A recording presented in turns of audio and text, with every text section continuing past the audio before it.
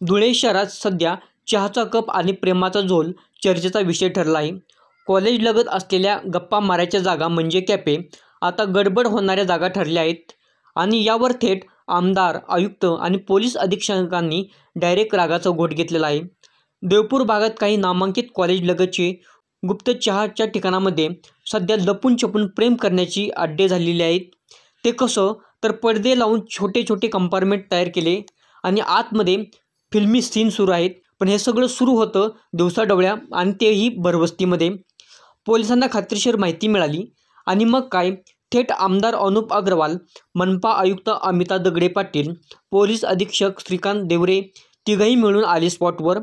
छापा पडला आणि पडदा उघडला. काय नजारे होते! प्रेमात बुडालेली कपल्स आणि बुडायला आलेली कॅफे मालकांची प्रतिष्ठा. कपल्सला समज देऊन घरी पाठवण्यात आलं, कारण प्रेम केलं तर दोष नाही, पण सार्वजनिक ठिकाणी अश्लीलता माफी नाही. कॅफे चालकावर मात्र कारवाई करण्यात आली.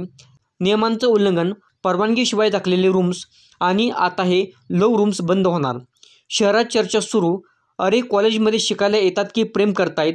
तर काहींचं म्हणणं, प्रेम आमचं खाजगी, पण चहा तरी देणार कोण? आता जनतेची मागणी आहे, कॉलेज परिसरात कॅफेसाठी नियमावली तयार करा, शिस्त लावा. प्रेम करायला कोणी मनाई करत नाही, पण तेही डेकोरममध्ये करा. कॅफे चालवा, पण ते चहासाठीच ठेवा. आजची तरुणाई कुठे प्रेम करत आहे, यापेक्षा का करत आहे हे समजून घेण्याची खूप मोठी गरज आहे.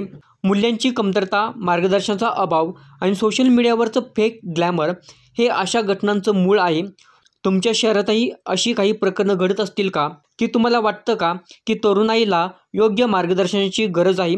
कमेंट्समध्ये तुमचं मत जरूर सांगा आणि अशाच धक्कादायक आणि विनोदी शैलीत बातम्या पाहण्यासाठी लाईक करा, शेअर करा आणि बनवाला सबस्क्राईब करायला विसरू नका.